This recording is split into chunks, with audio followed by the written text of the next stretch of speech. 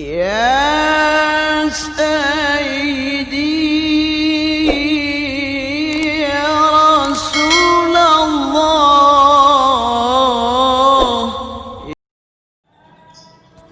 Assalamualaikum warahmatullahi wabarakatuh. Bismillah walhamdulillah wassalatu wassalamu ala rasulillah wa ba'da. Kawan Muafik Channel yang berbahagia, pada kesempatan kali ini kami akan berbincang-bincang dengan pakar aswaja. Beliau adalah Ustadz Ma'ruf Wazin, Direktur Aswaja Center PWNU Jawa Timur, dan beliau kapasitasnya tentang masalah akidah sudah tidak diragukan lagi. Sedikit kami akan berbincang-bincang tentang masalah akidah yang ada di Indonesia ini, khususnya yang sering berseberangan dengan kita orang-orang NU atau orang-orang Ahlus Sunnah wal Jamaah. Baik, kita langsung saja. Assalamualaikum Ustadz. Waalaikumsalam warahmatullahi.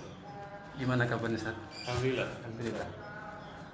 Ustadz, sebagaimana maklum bahwa Ustadz ini sudah dikenal oleh khalayak ramai atau mungkin sudah internasional tentang spesifiknya atau spesialis akidah. Yang ingin saya tanyakan di sini Ustadz, Syekh Muhammad bin Abduh atau Syekh Muhammad bin Abdul Wahhab ini adalah tokoh Wahabi. Cuman yang menjadi unek-unek di kepala saya itu Ustaz, apa yang menjadi motivasi beliaunya ini sehingga memilih akidah yang mungkin dalam tanda kutip adalah berseberangan dengan kita yang Sunni atau yang orang-orang Ahlus Sunnah wal Jamaah, sehingga ajaran-ajarannya beliau ini tidak menerima inovasi ibadah atau bid'ah dan lain sebagainya, sehingga orang-orang yang melakukan inovasi ibadah oleh beliau diklaim bid'ah, bahkan sampai kufur atau naudzubillah syirik. Mungkin bisa jenengan jelaskan bagaimana motivasi beliau, apa yang menjadi semangatnya beliau yang mendorong beliau sehingga beliau berakidah seperti itu gitu. Terima kasih. Saya harus memanggil Ustadz Muafik atau Gus Muafik ini. Terserah jenengan saja. Ihtimal. Ihtimal. Jadi begini Ustadz, dalam catatan sejarah termasuk yang menulis itu saudara dari Syekh Muhammad bin Abdul Wahhab sendiri, bahwa saudaranya ini secara pelajaran agama, secara pendidikan agama, memang sudah tidak seperti orang tuanya, sudah tidak sama dengan beberapa kerabatnya yang mereka kebanyakan bermadhab Hambali. Syekh Muhammad ini memang sudah menyempal, sudah tidak lagi seperti kebanyakan di dalam keluarganya.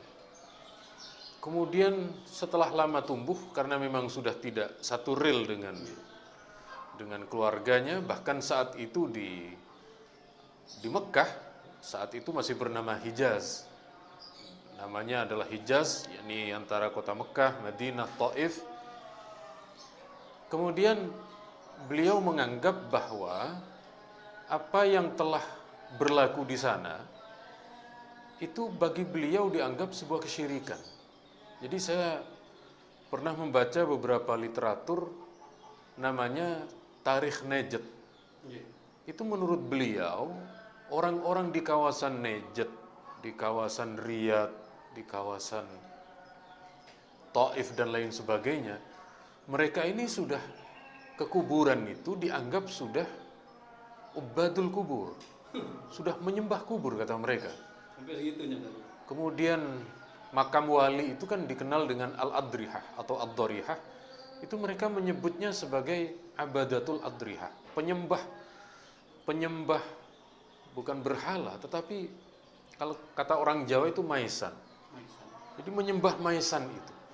Jadi sekali lagi mereka ini, utamanya Syekh bin Abdul Wahhab ini, Syekh Muhammad bin Abdul Wahhab, dia yang kemudian menghidupkan akidah yang dulu pernah disampaikan oleh Syekh Ibnu Taimiyah. Jadi Syekh Ibnu Taimiyah ini pernah menganggap ada ubadul kubur, cuma di masanya Syekh Ibnu Taimiyah belum ada eksekutor. Hanya sekedar wacana, hanya sekedar ini penyembah kubur, ini penyembah makam dan lain sebagainya. Lalu eksekutornya yang melakukan operasi dari wacana itu ya Syekh Muhammad bin Abdul Wahhab, dan itu jaraknya jauh. Ibnu Taimiyah kita tahu sekitar 700-800 Hijriyah. Baru kemudian sekitar 400 tahun berikutnya Syekh Muhammad bin Abdul Wahhab. Makanya di dalam madhab Hambali, ini kan kalau kita ambil runut di dalam masalah tawassul, dalam madhab Imam Ahmad tawassul itu boleh. Kita ambil dari kitab Mughni, Ibnu Qudamah, kita ambil dari Matalib Ulin Nuha, Syekh Al-Bahuti dan lain sebagainya. Imam Ahmad itu wa yatawassalu bin Nabi fi du'ai, beliau itu bertawassul dengan Nabi. Lalu dari masanya Imam Ahmad ke Ibnu Taimiyah ini mengharamkan tawassul. Jadi yang awalnya boleh bergerak menjadi haram. Dari Ibnu Taimiyah ke Syekh Muhammad bin Abdul Wahhab bukan haram lagi tapi syirik. Jadi degradasi ini sudah begitu jauh. Jadi sekali lagi mata rantainya atau sanadnya itu begitu melenceng, yang awalnya boleh menjadi haram berubah menjadi syirik. Saya tidak tahu dari pengikutnya Syekh Muhammad yang di Indonesia ini setelah syirik itu apa yang lebih tinggi lagi.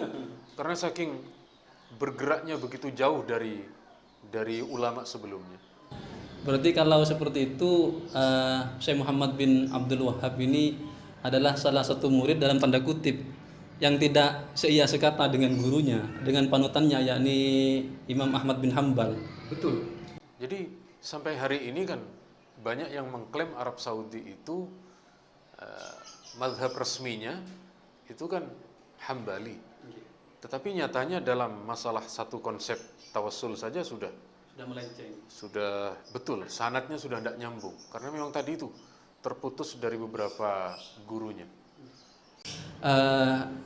Untuk selanjutnya begini Ustaz, saya sering menonton atau mungkin membaca buku-buku karya jenengan atau mungkin tulisan-tulisan di media sosial untuk mengkanter atau mungkin paling tidak memberikan wacana lah kepada masyarakat umum bahwa apa yang kita lakukan selama ini, khususnya orang-orang Sunni atau orang-orang Ahlus Sunnah wal Jamaah, ini ada pijakan hukumnya, ini ada dasarnya, tidak seperti yang dikatakan oleh mereka orang-orang Salafi Wahabi.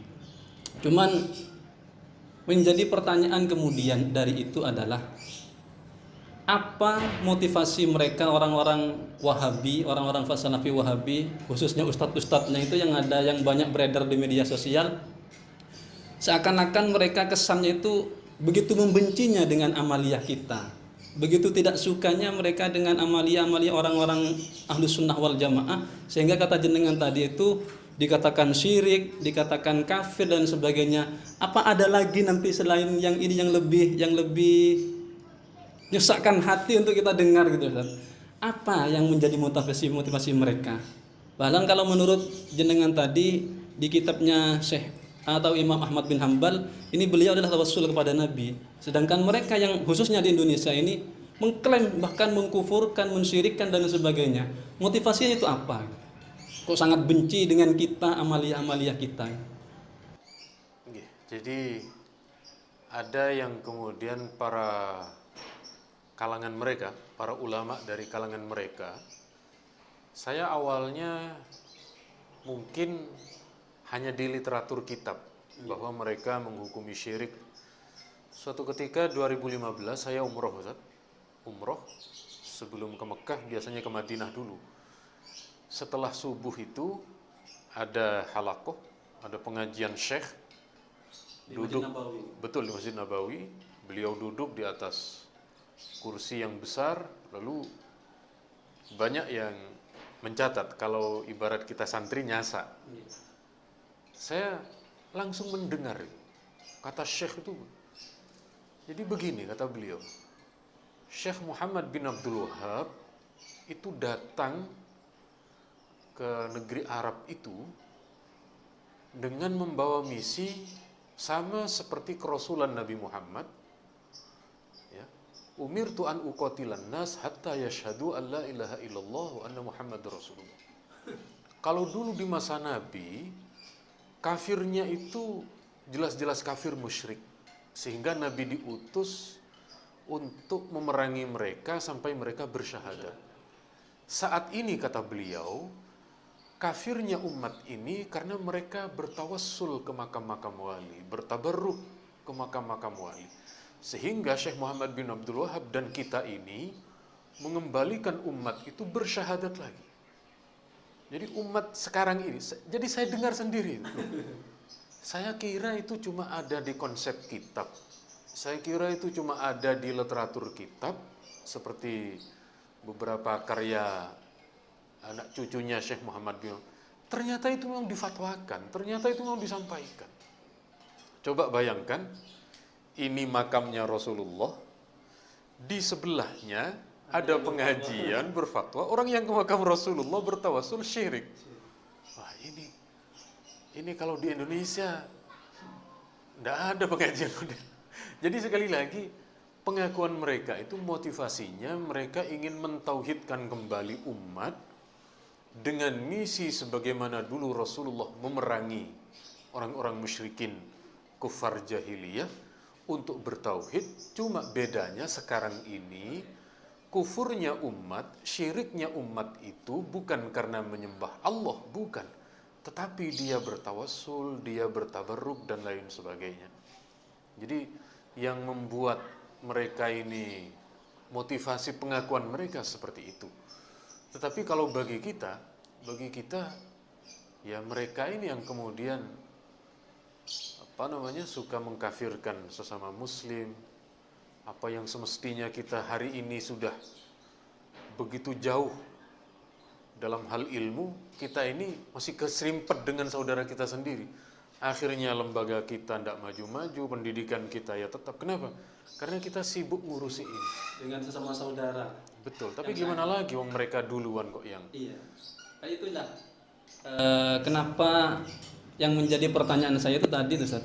Kok cek getole mereka itu menyerang kita yang sesama gitu lah. Padahal mereka di luar masih banyak orang-orang yang tidak seakidah dengan kita, dalam tanda kutip mereka bukan muslim dan lain sebagainya. Kenapa kok harus kita, kok harus kami orang-orang sunnah yang dicercar oleh mereka, dibid'ahkan, dikufurkan, disyirikkan dan lain sebagainya? Yang menjadi pertanyaan saya itu apa sih motivasi mereka itu gitu. Apakah ada sokongan dana yang mereka dapat sehingga mereka sangat gencar berdakwah, berfatwa baik di media sosial atau hal-hal yang lain? Itu apa gitu? Keinginan mereka yang dituju, yang ingin digapai itu apa gitu? Oke, jadi karena saya bukan alumni dari mereka, kalau saya alumni mungkin bisa menyampaikan itu. Tetapi sekali lagi kita melihatnya sesuai pengakuan dan yang ada dalam literatur kitab mereka memang seperti itu. Dan ada satu dialog. Jadi saya di Facebook berteman dengan seorang ulama sunni di kawasan negeri Syam. Beliau itu datang ke Mekah Madinah lalu mendengar ada seorang ulama dari Salafi yang menghukumi syirik, tawassul dan lain sebagainya. Beliau bertanya begini kepada Syekh itu, Syekh, ini Anda soal tawassul, sebelum kelompok Anda dulu ada ulama yang memfatwakan boleh. Jadi paling tidak sebelum munculnya kelompok Anda, tawassul itu khilafiyah. Kalau masalah riba, itu nasson di dalam Al-Quran, di dalam hadis. Bahkan keharaman riba itu masuk di dalam khutbah wadaknya Rasulullah. Coba Anda lihat di sekitar Ka'bah, di sekitar Mekah. Ternyata ada bank yang itu miliknya orang luar, ada di dekat Masjidil Haram, ada di dekat Masjid Nabawi. Kenapa tidak itu yang Anda garap? Kenapa tidak itu yang bukan didengungkan? Kenapa yang tawassul? Dia diam, tidak bisa menjawab. Nah, kita balik ke Indonesia. Di Indonesia ini ada yang orang ziarah ke Ampel dihukumi syirik. Padahal ziarah itu untuk tabarruk khilafiyah. Tapi di sini masih ada orang yang minum minuman keras. Ada orang yang dengan obat-obat terlarang, sabu dan lain sebagainya. Tapi mereka diam. Jadi kan semestinya yang belum Islam itu diislamkan. Nah, kok yang Islam ini dikeluarkan dari Islam? Jadi untuk masalah ini saya belum tahu tentang motif utamanya seperti apa. Memang tadi sempat ada beberapa Ustadz Salafi itu kalau dia diundang ke sebuah masjid, memang masjid tidak mengeluarkan bisyarah. Sehingga kemungkinan memang sudah ada yang menyuplai dan lain sebagainya, tetapi kita tidak bisa bersuudzon. Ya kita husnudzon saja, mungkin beliau itu memang lillahi ta'ala. Husnudzon kita kan begitu. Ya, lillahi ta'ala menurut saya, tapi dalam tanda kutip, Ustaz. Baik Ustaz, terakhir mungkin ada hal-hal yang perlu jenengan sampaikan sebagai langkah preventif untuk orang-orang awam atau mungkin orang-orang umum. Dengan maraknya media ini, paham saya banyak orang-orang mengakses media-media yang itu bisa saja untuk menggerus keyakinan atau akidah yang selama ini mereka yakini kebenarannya. Toh walaupun dalam tanda kutip tadi adalah masalah khilafiyah, seperti tabarruk, seperti ziarah kubur, atau mungkin memperingati Maulid Nabi dan lain sebagainya. Mungkin ada pesan-pesan Ustaz, bagaimana untuk memfilter itu, atau mungkin sebagai langkah preventif agar supaya mereka yang nonton, yang nyimak tidak merasa diwarnai gitu, akidahnya. Monggo. Terima kasih.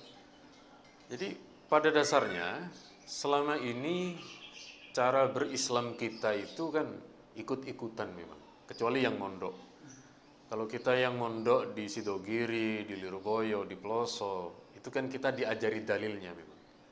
Tetapi tidak semua umat Islam itu kan mondok. Ada mereka yang memilih jalur pendidikan umum, ada yang kemudian sekolah. Dan apa yang kita lihat dari orang tua, biasanya kan yang terdekat orang tua kita. Orang tua kita ziarah kubur, jamaah di musola kita ziarah Wali Songo, kemudian saudara kita kemudian ngajak ke makam Ampel, ke makamnya para guru, kiai. Lalu tiba-tiba ada orang datang, ini haram, ini syirik, ini tidak boleh, dan seterusnya. Maka jangan langsung percaya kepada pendatang baru sehingga kita menyalahkan orang tua, menyalahkan ustadz yang ada di musola kita, menyalahkan tetangga di kanan kiri kita. Tidak boleh kepercayaan kita kepada ustadz yang mengajar kita ngaji itu dengan sosok yang misterius muncul di YouTube yang tidak pernah kita kenal. Jangan sampai ini mengalahkan kepercayaan kita terhadap tetangga yang tidak pernah bohong kepada kita, ustadz yang telah mengajarkan kebaikan kepada kita. Tiba-tiba muncul satu orang, tidak boleh. Jadi tetap kita lebih percaya kepada komunitas kita, kepada warga kita. Kalau ustadz yang baru datang dari internet mengatakan haram, mengatakan syirik, Anda jangan langsung percaya, tetapi klarifikasi. Tanya kepada ustadz, tanya kepada kiai. Kiai, kita bertawasul, kita suka ziarah kubur, kita sering tahlilan, kita sering mengirim berkat. Lalu ada orang yang mengatakan itu haram, itu syirik. Maka dengan bertanya kepada Ustadz Muwafiq, bertanya kepada Ustadz kita, akan disodorkan dalil. Nah, ini yang kemudian kita perlu pandai mengambil hikmah. Oh, ternyata hikmah munculnya Salafi itu agar dalil-dalil kita ini mencuat semua. Keluar semua. Muncul kiai kita, Kiai Muhyiddin Abdul Somad, muncul para ustadz-ustadz kita dari Sidogiri misalnya. Dan kita lihat, terus terang saja Ustadz, yang menjadi benteng pertama dalam masalah akidah dan amaliyah itu adalah guru-guru kita dari Sidogiri. Itu yang kemudian Setelah itu muncul dari Lirboyo, muncul dari Peloso, Pondok Sarang. Jadi karena memang Pondok Sidogiri memang lebih sepuh ya. Jadi bahwa bisa bikin haizun tafdila mustaujibun sana'iyal jamila. Jadi pondok-pondok yang lebih sepuh itu memang lebih dahulu ilmunya, berdirinya, penyebarannya. Akhirnya sekarang alhamdulillah meskipun pondok-pondok pesantren yang baru itu juga sudah bermunculan, meramaikan. Ada lagi dari yang terpenting hari ini adalah bagaimana dalil itu tersosialisasi, dalil itu terkonsumsi dengan baik ke masyarakat kita. Terima kasih Ustadz. Mudah-mudahan ini bermanfaat untuk mereka saudara-saudara kita yang menurut bahasa jenengan tadi memilih jalur yang lain untuk menuntut ilmu, yakni di pendidikan umum. Tapi saya kira nggak ada bedanya. Yang penting kita menuntut ilmu. Yang terpenting lagi klarifikasi akan manusia misterius yang hadir di tengah-tengah kita itu. Baik, sekali lagi terima kasih para pemirsa kawan Muwafiq Channel yang berbahagia. Demikian yang bisa kami sampaikan, sedikit konsultasi atau ngobrol dengan pakar aswaja ini. Mudah-mudahan beliau ini diberikan panjang umur, sehat, amin. Rezekinya barokah, Amin. Istrinya juga barokah. Istrinya juga barokah. Tapi tidak nambah. Bukan azwaja tapi aswaja biduni zin. Dari kami kurang lebihnya mohon maaf. Wassalamualaikum warahmatullahi wabarakatuh. Waalaikumsalam warahmatullahi wabarakatuh.